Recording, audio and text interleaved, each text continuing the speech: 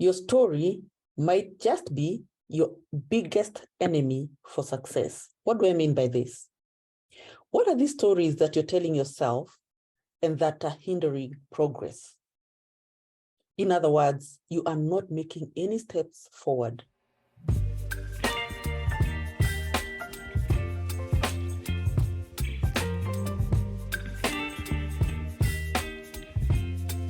Today, we're going to speak about what are these stories that you tell ourselves that hinder our progress.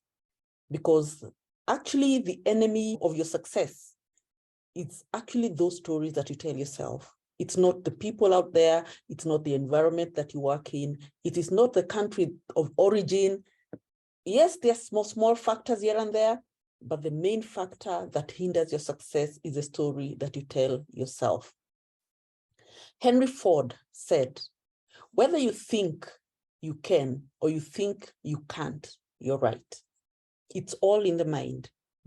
If you want to succeed in life, you got to frame your mind in such a way that it focuses on what you want the outcome to be.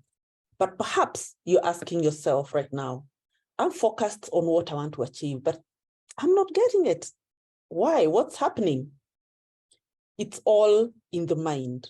Someone was speaking the other day and he gave an example. It said, have you ever thought, has someone ever called you and said, let's meet up for lunch?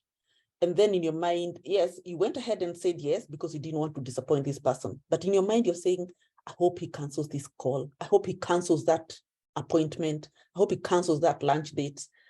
Yeah, because you just said yes, but you didn't really mean it.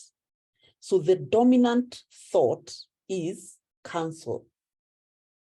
The same thing happens when we want success. Sometimes we are afraid of being successful. Believe you me, sometimes we are very afraid of being successful, and our dominant mindset is that thing won't happen. Actually, it will actually not happen because of the way we are thinking about it.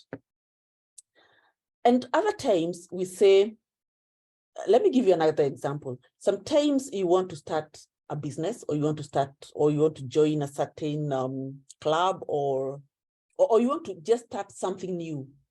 But then you tell yourself that, oh, I'm too old. That is for young people. Oh, I'm not good enough. I can't succeed. Maybe you want to play football, or you want to play, a certain game, or it's too expensive. It takes too much money to actually succeed in that particular, kind of business. What will people think about it? People have never seen me doing this. So, and those are the stories that you're telling yourself. And you start creating, an environment that disables you, and therefore you start shrinking to a lesser you than your capabilities because of the stories that you're telling yourself. So as we speak today, one thing I would want you to understand is that the reason why you're playing small and you're not fulfilling your dreams are not coming true. It's because you're telling yourself some stories that are actually disabling you, and they're actually kind of hindering your progress. So what can you do about it? Yeah.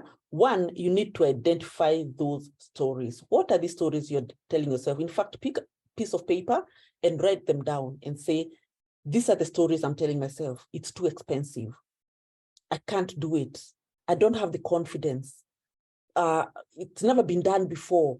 People will laugh at me, Tell you what, when you start anything, whether it's football or whether it's a business or whether you want to open a YouTube channel, you'll always have something that is not very perfect. In fact, if you scroll down this particular channel, you'll see my first videos. They are really, they are not the best, but I retain them there so that you can see them from where I started and where I am today. So once you identify those stories, then the next step is to uproot those stories. How do you uproot stories? I was reading a book in my book club, and our current book, if I may show you, it's this book, it's Atomic Habits. It's what we have been reading for the month of February in my book club. And I would want to just quote a few things on how to uproot, some of those bad habits or bad stories that you're telling yourself. One way to do that is to actually replace them with good habits, right? But how do you replace them with good habits? Sometimes a good habit looks very difficult to do. Perhaps you don't have money, you want to start a business, and starting a business requires you to have some certain habits that are not easy to keep up with. And one thing this book tells us is that you need to make it obvious. That is in the first law, how to create a good habit. And under making it obvious, it says that one, fill out the habit scorecard, and then use an implementation intention. Some intentions, it talks about, you write statement like, I will, then you write a behavior. At a certain time, in a certain location, you will do a certain thing. So if, let's say it's exercises, you say, I will go to the gym at 6 a.m. every day, and you must say which gym you're actually going to, and you do those exercises. Perhaps in the first few days, you may not actually do the exercise. You may just go there, register, enter the gym, and even do something for 5 minutes, and then you get out. By the way, you have started overcoming that fear or that bad habit of not going to the gym by just those 5 minutes. Next time, do the 5 minutes, the other time 5 minutes, and you start realizing you're starting to do 30 minutes, an hour, and so on. So one is make it obvious by putting it in writing and be specific, time, location. The other thing is that you need to stack it with another habit, because sometimes when you want to start a new habit, it's not possible to just start, right? Like, for example, you want to start playing golf. You cannot just start playing golf and going around the 18 holes. No, you can actually start putting on a pair of shoes, putting on the golfing, outfit, and it maybe even getting there. And perhaps you won't even play. Maybe you take some coffee or you watch some people playing, and then you go back. It's still a beginning. But to stack it with another new habit is perhaps to do something else that you like doing, and then that will motivate you to do this new habit that you're finding it difficult. Let me give you an example of what sometimes I do.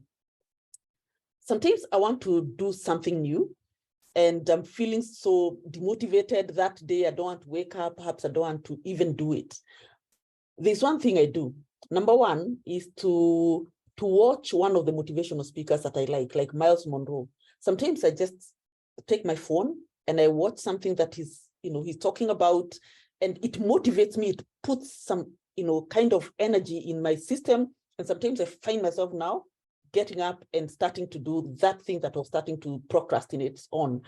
And I've done that so many times. Sometimes as we read these books, we have the dates that we meet, and sometimes the day is coming and have not yet read the book. So how do I read these books? I buy a book, yes, but the other thing I also do is to subscribe to Audible. When I subscribe to Audible, okay, it's like buying the book twice, but Audible helps me move from page to page, because it's reading for me. And most of the time, because I know my listening skills are much better than my sight, my eyesight is not that good, it's able to push me to go to the next page and the next page. And that's how I've been completing the books. Yeah, like this is a February book. I've already completed it, and we have not even completed discussing it with my team. Yeah, with my book club members. We're having a final meeting this week. So, so those are some of the hints as I beat my procrastination. So it's up to you to find how can you stack some habits so that you're able to, to work with and to build your new habits. And the other thing the book says is that make bad habits very difficult.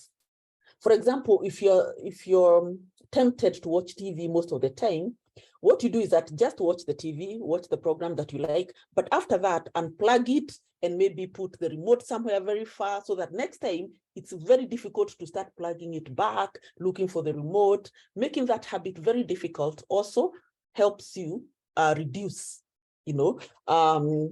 the time you even spend on that particular habit. It just makes it difficult. So just make bad habits difficult and good habits very easy to do. And then, yes, you will be able now to start implementing new habits. That is, so in summary, what I've said today is that identify those stories that you tell yourself, start uprooting them. By uprooting them, I said, make the bad habits difficult and make the good habits that you want to inculcate very easy to achieve.